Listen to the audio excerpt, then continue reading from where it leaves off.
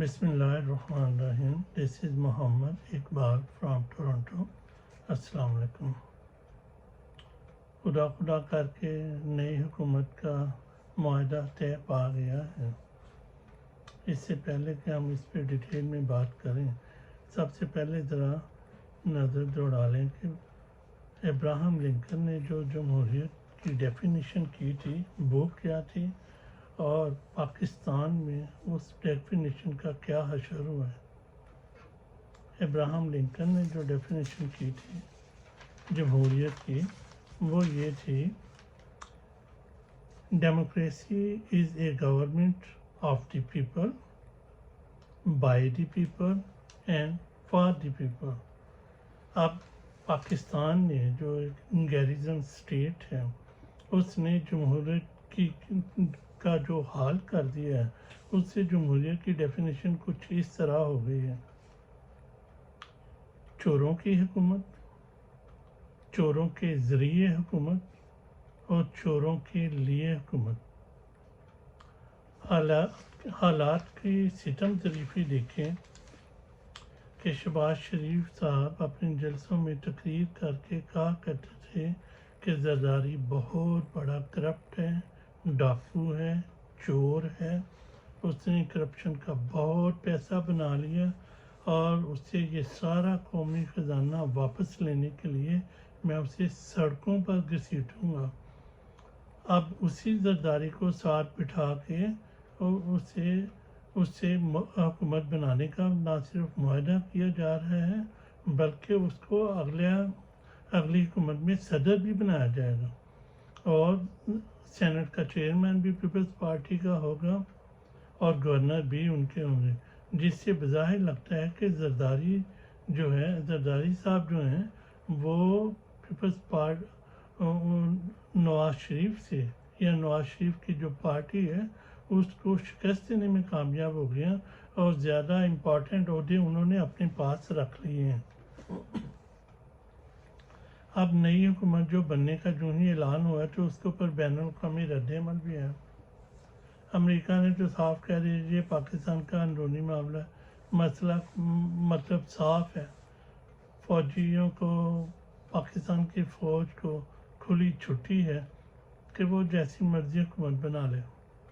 البتہ چین کا جو ہے رد عمل تھا وہ بڑا محتاط تھا. انہوں نے کہا تھا کہ اسٹیبلٹی کے لیے سب لوگ مل جل کر بیٹھیں، اور ظاہر ہے وہ ہم نے نہیں ماننا تھا. ہم کوئی وائس ڈیسیژن یا مشورہ تو مانتے ہی نہیں ہیں.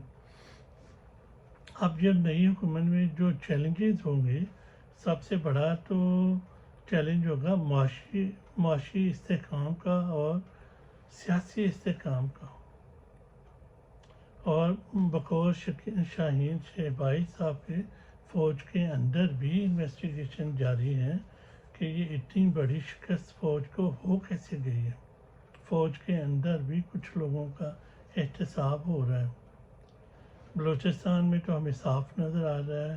اب جیسے اختر منگل صاحب ہیں اور جو اشرف زئی صاحب ہیں، جس طرح کی وہ زبان جلسوں میں استعمال کر رہے ہیں پاکستان کی فیڈریشن کے خلاف، اور جس قسم کے بھرپور ان کے جلسے ہو رہے ہیں، وہ کوئی صحیح حالات کی نشاندہی نہیں کر رہے.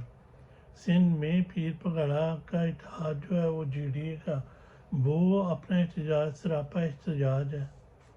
پشاور میں کے پی کے والے دھاندلی کے اوپر احتجاج کر رہے ہیں، اور پنجاب میں جو انریسٹ ہے وہ تو سب کو پتہ ہی ہے اس کا. تو یہ تو ہو گیا سیاسی صورتحال.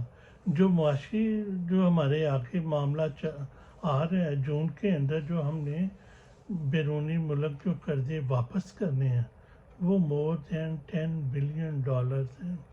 اب وہ پیسہ کدھر سے آئے گا؟ اور وہ اس کے لیے پھر ہمیں کیا کرنا پڑے گا؟ واپس پروگرام میں جانا پڑے گا، آئی ایم ایف کے پروگرام میں. اور آئی ایم ایف کو اور ورلڈ بینک کو سب کو پتہ ہے یہ حکومت کیسے آئی ہے، کہ الیکشن جیتا ہوا ہے پی ٹی آئی نے، عمران خان کی پارٹی نے، لیکن زبردستی ان کا مینڈیٹ چھین کر ان چوروں کو اکٹھا کر کے حکومت بنا دی گئی ہے جن کی عوام میں کوئی کریڈیبلٹی نہیں ہے. اب ان کو وہ قرضے کیسے دیں گے؟ اگر وہ دیں گے تو وہ اپنی شرائط پر دیں گے، جس کے خطرناک نتائج ہو سکتے ہیں۔ پاکستان کو کچھ کمپرومائز، اپنا سوورینٹی بھی کمپرومائز کرنی پڑ سکتی ہے۔ اب حالیہ دنوں میں یہ ایک دو واقعات جو ہوئے ہیں نا، وہ بڑے خطرناک ہوئے ہیں، جن کے نتائج دور رس ہوں گے اور جو کہ پاکستان کی فیڈریشن پہ اثر ڈالتے رہیں گے۔ مثلا کیا ہوا، ہمارے ایک نئے جو شوکت بسرا صاحب ہیں، جن کے پاس فارم 45 ہے، اور وہ سپریم کورٹ میں جا پہنچے، اور وہ فارم 45 کے مطابق وہ سمجھتے ہیں کہ وہ جیتے ہوئے ہیں، وہ پی ٹی آئی اے کے MNA ہیں۔ وہ اپنا فارم 45 لے کر قاضی فائز عیسیٰ کی عدالت میں سپریم کورٹ میں چلے گئے اور انہیں کہا کہ میری بات سن لیں، کہ میں آپ سے انصاف لینے آیا ہوں، آپ میری بات سن لیں۔ لیکن چیف جسٹس صاحب نے نہ صرف اس کی بات نہیں سنی، اور بلکہ اسے دھمکی دے کر عدالت سے باہر نکال دیا۔ اب یہ واقعہ، یہ دور گزر جائے گا، لیکن یہ واقعہ یاد رکھا جائے گا کہ قاضی نے، وقت کے قاضی نے ایک سائل کی بات سننے سے انکار کر دیا، اس کو انصاف دینے سے انکار کر دیا، اور فیڈریشن پہ اس کے اثرات خطرناک پڑیں گے آنے والے دنوں میں۔ اسی طرح دوسرا واقعہ بھی سینٹ میں ہوا۔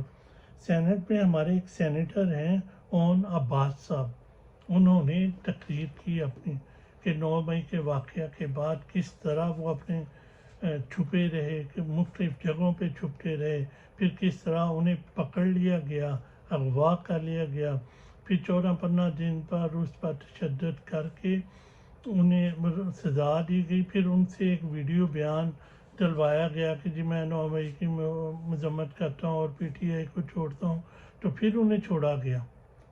اب یہ ڈاکومنٹ ہو گئی ہے، یہ تقریر، وہ تقریر رونگٹے کھڑے کرنے والی تھی۔ یہ دور گزر جائے گا، سینٹ میں وہ تقریر رہے گی، آنے والی نسلیں بھی ہماری یاد رکھیں گی اور انہیں سنا کریں گی، اور ہمارے اداروں پہ لعنت بھیجا کریں گی، ان کے کردار پر لعنت بھیجا کریں گی۔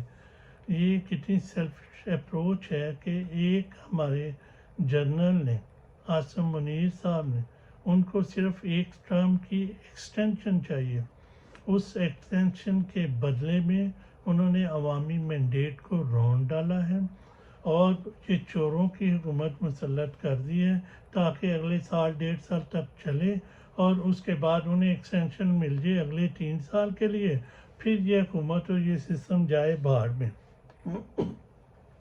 تو یہ ہے ساری اپروچ۔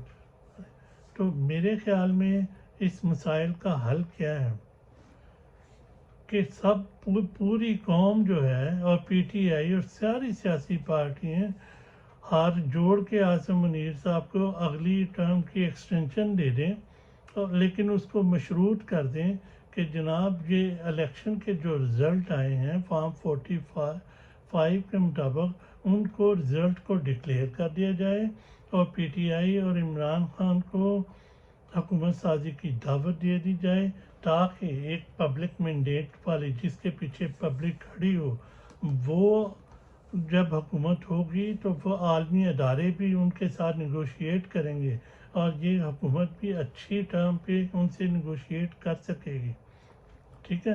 اور عاصم منیر صاحب کو لکھ کے دے دیں کہ جناب ہم نے آپ کو ایک ٹرم کی دے دی، آپ پاکستان کی ریاست کی بنیادوں سے نہ کھلیں، آپ اپنی ٹرم لیں، اور اس طرح کا کوئی ایک معاملہ حل کر لیا جائے، ورنہ پاکستان تباہی کے راستے پر چل پڑا ہے۔